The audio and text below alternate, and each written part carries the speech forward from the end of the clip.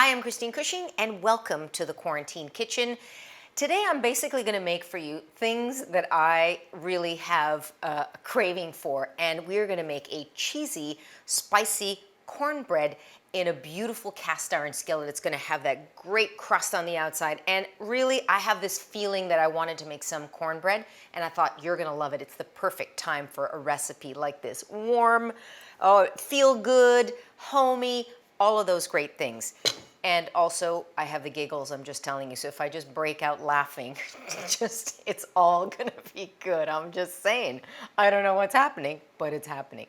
All right, everything is happening again by hand here. So first thing I'm gonna do is sift, as I always do, my dry ingredients. I always use organic flours. That's what I have, that's what I love using, but really any kind of all-purpose flour that you have is gonna go in there. For me, a good cornbread has a couple of leaveners. So I'm using baking powder and soda because I like it to be a little bit light and tender. This is not going to be so traditional like in the South, American South, where it's a bit dense. This one is going to have a little bit of a lighter feeling to it. Okay, so we're going to create some airiness, sift through that, all of these steps, because we have the time now. We want to take the time to do it right, correct? So look at that. Okay, there's just a few little balls in there, but that would have been in there, and it also creates an airiness, right? So now that I've sifted, now I can add the things that wouldn't go through the sieve. A little bit of sugar. You can use honey as well. You can use some brown sugar, not too much. For me, the shortbread or the cornbread has to be just a slight bit sweet, but not forwardly sweet. I'm also going in with some sea salt because it's all about the balance of those flavors. Okay, all these things in together, and now just stirring to make sure my base here is looking good and all blended. So far, so easy, correct? Now I'm going to do something that I love adding, or a technique that I love employing when I'm making cornbread. Because of what I said, I like it to have a much more tender sort of inside, that for the crumb to be a bit tender. So I'm adding my eggs rather than whole. I'm going to separate them. So this is going to be my whites right here. And I want to make sure my hands are clean and my bowl is clean because I am going to whisk these whites. And when you have any kind of grease in here, like even just a little drop of butter or fat in this bowl where I'm going to whisk my eggs, my egg whites, they're not going to whip. They're going to be flat like a pancake. And I don't want pancakes today. I'm making cornbread. Look at those egg yolks. Ooh, I love doing that with my hands, separating them. And this tells me that my eggs are fresh. If I can keep those yolks intact, see how they're sort of round and they're not flattened out, that's a good sign that your eggs are fresh. Okay, egg whites are going here off to the side, and I'm just going to add the remaining ingredients to these yolks. I like going with buttermilk. Buttermilk has that tang, and that tang is absolutely beautiful for both the texture and the flavor of what's going to happen inside there. Now let's have a little chat about how spicy shall we make it. In this bowl, I have finely chopped the equivalent of probably 1.5 of these Thai chilies. So what do you think? How spicy shall we go? Shall we be daring? Do you dare me to put the whole thing in? Do you dare me? I'm going, the whole thing. It's gonna be nice and spicy, but you know, and by the way, if you don't have chilies or you don't want chilies, don't add them. Okay? That is going there. Next thing that I'm going to do is, again, whatever you have. I like the flavor of onion with the corn. It's really fantastic. This happens to be a green onion. Chives would also be great. I want to get super, super fine here, right? So as fine as I can get this. It's going to add a little splash of color, like a little fleck of green throughout also. But it's also going to add that oniony flavor throughout the cornbread. But you can also omit this, and it depends what you have in your fridge right now. and what you feel like going out looking for. Okay, that's about the equivalent, I would say, of 1 green onion going in. By the way, this is an interesting thing. Now that we have some time to chat, why don't we chat? So this, in different parts of the world, can be called different things. It can be called a spring onion, it can be called a scallion, and it can be called a green onion. I've had a few debates with people, or people posting crazy comments about what they're called. It's just a word, and depending on where you are in the world, it might be called something else, but it's just a young onion. That's it. Okay, that's in there, looking good. So, oh, the one thing I forgot to do, talk about the cornmeal. So I am using here, that's the other thing that has to be added to the dry ingredients. Let me just show you my cornmeal. So I love using this kind of medium ground. It's almost like grits. You see that texture on it? That's going to give me a beautiful crunchiness throughout this cornbread. If you like it more tender and you don't like that crunch, just buy a finer cornmeal. That's all. You don't have to, or whatever you have. Again, if you got polenta in your pantry, use it. You got grits, use it. For this purpose, all interchangeable at this point. And also, in general, the quarantine kitchen, I'm not being as fussy as I normally am, but I am being as messy as I normally am. Check that out. But it's all hidden. You can't see too much of that. Right away, I'm smelling and imagining what's going to happen. I can smell the beautiful buttermilk there. Okay, this is blended, looking good. Let me go and blend these wet ingredients. So this is the yolks, the chives, the chilies, and the buttermilk, like that. Okay, I also have a little bit of cheese on standby, because I did say they're going to be cheesy and spicy. Again, this is an opportunity. Whatever kind of cheese you have, this happens to be an aged cheddar, but any, like a Beamster, a Gouda, any kind of cheese that has a bit of a creaminess to it, or you don't have to add any cheese at all, okay? This is about what you have right now. You know what I got right now?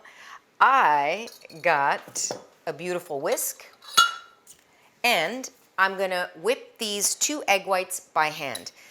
Now, let's talk a bit about that. Why am I whipping these egg whites?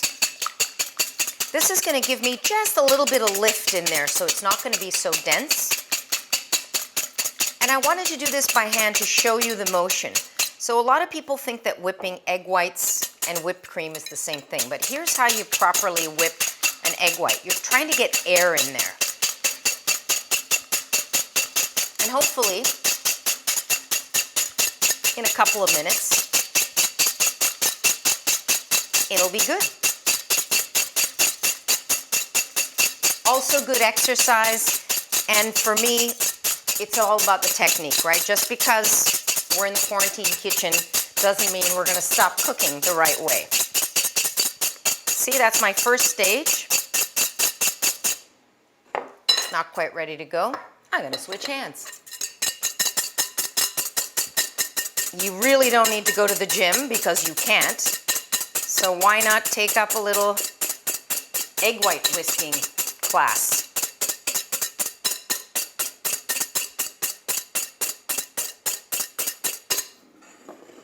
See, it's starting to hold peaks.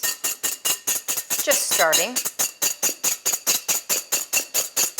And you're making big circles at this point, whisking air in. When I was in France, the really cool thing, that's where I first saw this on a large scale, that there were huge, I did a few stages in a variety of restaurants, and there were huge mixers on the floor. And this poor guy, this one pastry chef, he had to do literally like that size of a bowl. He was making, I don't know what he was making, but he was whipping those egg whites by hand in a copper bowl. And ever since I saw that, I'm like, I can whip 2 egg whites by hand. I don't need a machine. See that?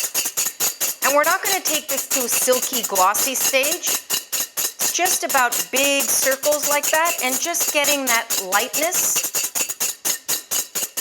Of course, you can use your beaters here. I just wanted to show you this by hand. That's all I'm looking for, a little bit of lightness, right? That's going to add just a delicateness to this whole thing.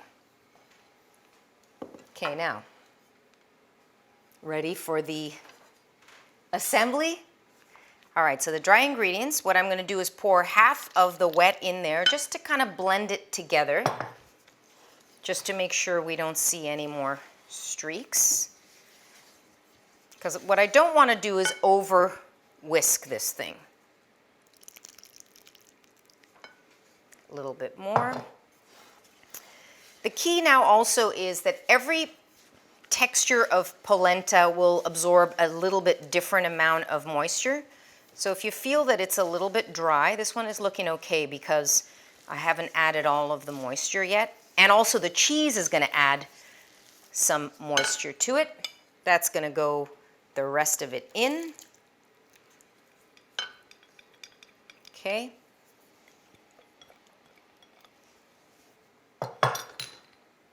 Now, who wants some butter? So this is about 2/3 of a cup. Remember, I always have the full recipe below the description of the video, and this will be no exception. So I'm leaving some of that melted butter in the pan just so I can coat it, because this whole thing is going to go into the oven. And what I actually did is I browned the butter slightly. You see those little bits in the bottom? Those are the milk solids.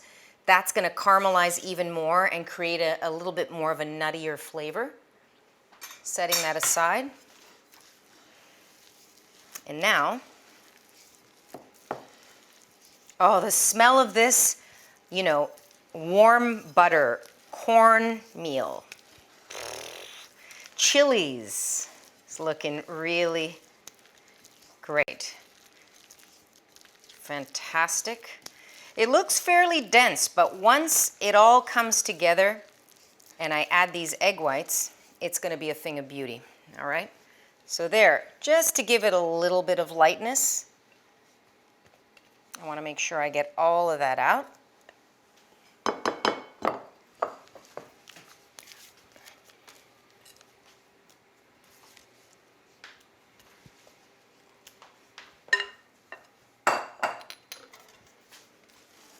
And a little bit of folding.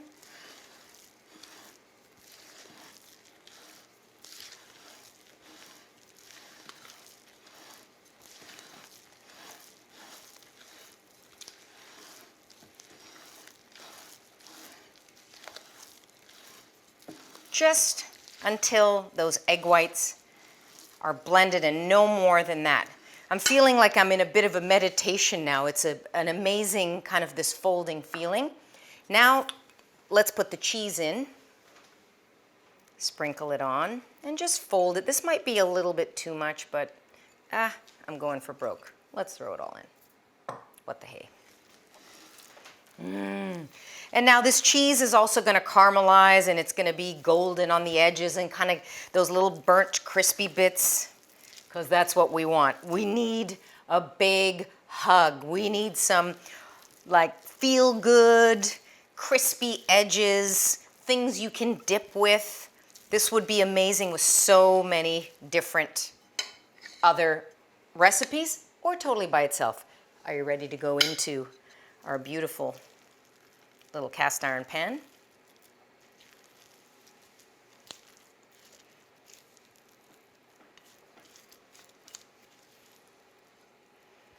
Now I've made so many different variations of this recipe. Sometimes I make it in little muffin tins. Sometimes I make it in, you know, smaller sizes. Sometimes I make it in a loaf.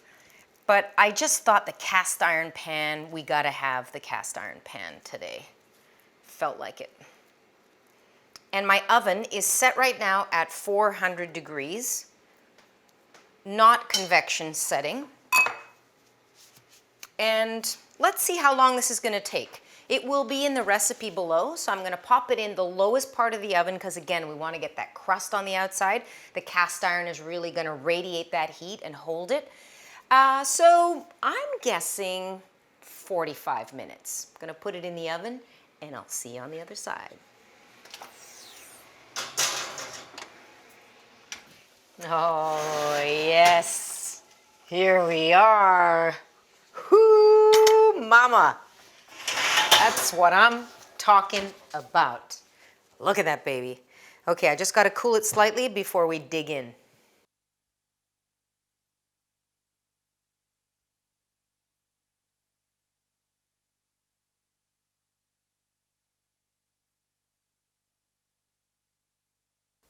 Do you want to just come through your screen and have a piece of this? Did I promise you crispy golden edges? Look at this thing. Okay, it's still a little bit warm, but not super hot, so hopefully I'll be able to slice it. I want to show you what that inside looks like. And then look at that crispiness.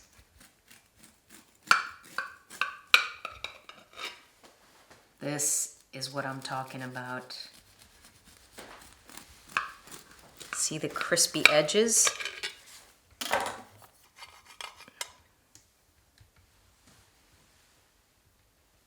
Oh, yeah. Oh, very happy with that. Look at those little chilies. Tasting time. Look at that baby. Beautiful color.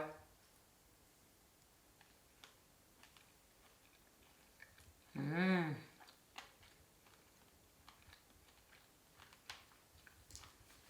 Nice and crunchy. And you know what? It's a perfect amount of heat. It really can take that chili with the cheese in there. What are you waiting for? Butter up those skillets. Get those muffin tins ready. Get those cast iron pans ready. Find some cornmeal, anything corn. Make this cornbread. Thank you so much for hanging out with me in the quarantine kitchen. I hope that things are going well for you. Let's keep staying in touch. Send me some ideas. What do you want me to cook? If I've got it, if I can do it, I'm going to be there for you. Give me a thumbs up, share. See you next time in the quarantine kitchen. Bye.